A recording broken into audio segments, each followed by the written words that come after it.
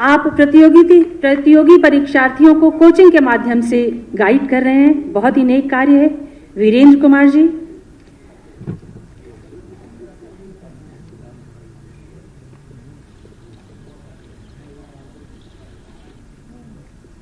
वीरेंद्र कुमार जी, प्रवक्ता नागरिक शास्त्र। भौतिक विज्ञान विषय के प्रवक्ता हरदोई से दीप कुमार जी।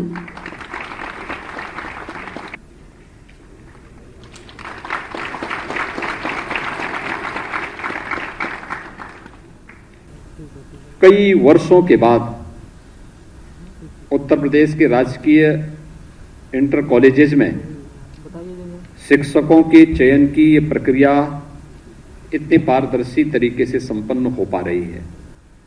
ये काम पहले भी हो सकता था, विकास की सोच नहीं थी।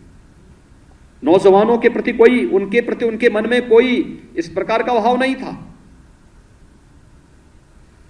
प्रदेश के अंदर नौजवान को रोजगार मिले, नौकरी मिले, प्रदेश के अंदर अपने ही गांव में, अपने ही घर में, अपने ही जनपद में, अपने ही प्रदेश में नौजवान नौकरी और रोजगार प्राप्त कर ले, ये सरकार की, पिछली सरकारों की मंशा ही नहीं थी। और वही कारण था, प्रदेश का नौजवान प्रदेश से पलायन करने के लिए मजबूर होता था, और निराश और हताश था। लेकिन 2017 के अंदर हुए परिवर्तन के बाद 2017 में देश के अंदर अगर उत्तर प्रदेश की बेरोजगारी की दर थी वह 17.6% थी। आज 2021 के अंदर अगर आप उत्तर प्रदेश के अंदर बेरोजगारी की दर देखेंगे तो ये 4.1% मात्र रह गई है।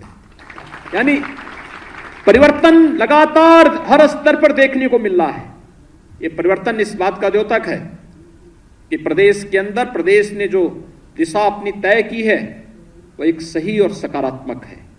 प्रदेश के विकास के लिए, प्रदेश के इंफ्रास्ट्रक्चर के लिए, प्रदेश के अंदर नए निवेश के लिए और प्रदेश के नौजवानों के लिए रोजगार और नौकरी की संभावनाओं को लेकर इसमें आपकी अपनी बड़ी भूमिका हो सकती है।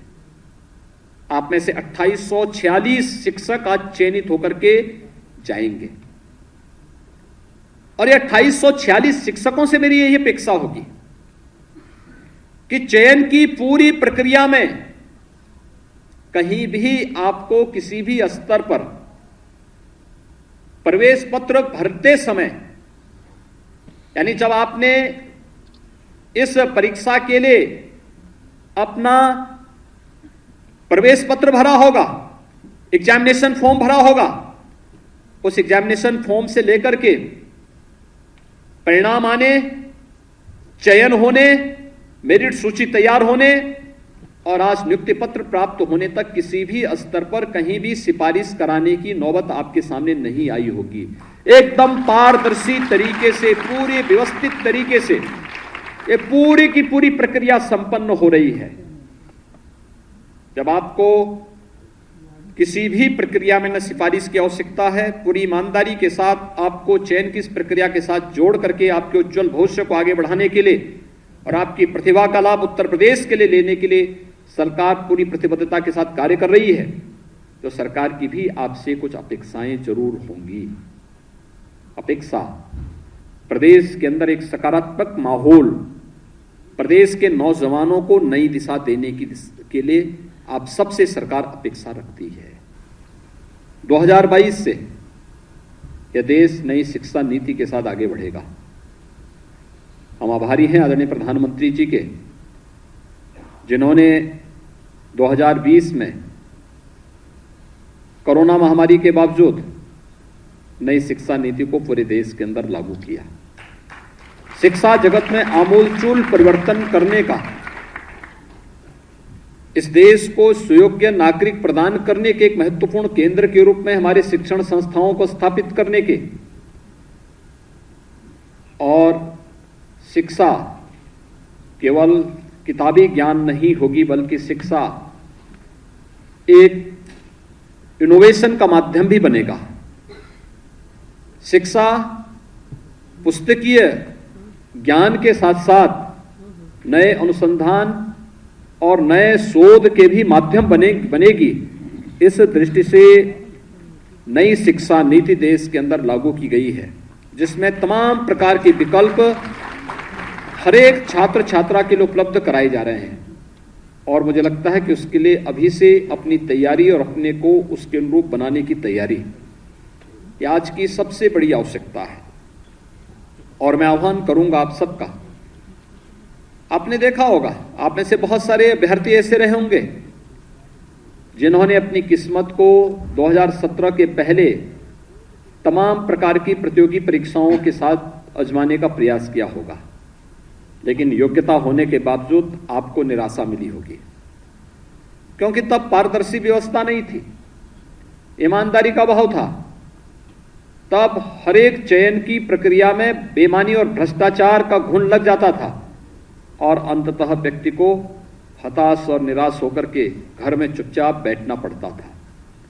लेकिन एक प्रक्रिया 2017 के बाद आप सबको देखने को मिली होगी, जिस चयन की प्रक्रिया के माध्यम से प्रदेश के अंदर अभी हमारी सरकार का 4.5 वर्ष का कार्यकाल पूरा नहीं हुआ, लेकिन इन 52-53 महीनों के दौरान हमारी सरकार ने अब तक 4.5 लाख प्रदेश के नौजवानों को सरकारी नौकरी प्रदेश के विभिन्न विभागों के अंदर दी है।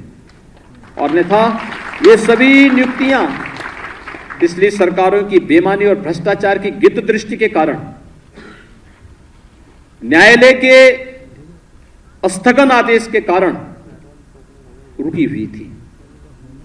मार्च 2017 में जब सरकार बनी, हम लोगों ने एक एक करके उन सभी समस्याओं का समाधान किया कि आखिर ये भर्तियां क्यों बंद हैं, हमारा नौजवान क्यों घूम रहा है। योग्यता और क्षमता होने के बावजूद भ्रष्टाचार कि जिस आकंठ व्यवस्था के साथ ये लोग डूबे हुए थे, वो भ्रष्टाचार केवल वंशवाद और जातिवाद का ही नग्न तांडव नहीं कर रहा था, बल्कि बेईमानी और भ्रष्टाचार की भी एक नई गाथा लिख करके प्रदेश के नौजवानों के भविष्य के साथ खिलवाड़ कर रहा था। और ये बंद होना ही चाहिए। इस संकल्प के साथ जब कार्रवाई प्रारंभ हुई, उसके परिणाम सबके सामने देखने को मिले। 4.5 लाख नौजवान सरकारी नौकरी प्रदेश के अंदर पाए। आप उठा करके देखिए, पिछले 15-20 वर्षों के उत्तर प्रदेश शासन के अंदर हुई नियुक्तियों के डाटा आंकड़ों को, किसी भी सरकार के कार्यकाल में इतनी नियुक्तियां आपको नहीं मिली होंगी। और जब हमारी सरकार के 5 वर्ष के कार्यकाल पूरे हो रहे होंगे, तब ये सरकार 5 लाख सरकारी नियुक्ति प्रदेश के नौजवानों को देने में सफल हो चुकी होगी। और ये सरकारी नियुक्ति केवल सरकारी क्षेत्र में नहीं, ये 5 लाख तो सरकारी क्षेत्र में हम लोग देंगे, लेकिन इससे कई गुना ज्यादा नौकरी और रोजगार निजी क्षेत्र में भी हम लोगों ने प्रदेश के नौजवानों के लिए उपलब्ध करवाए।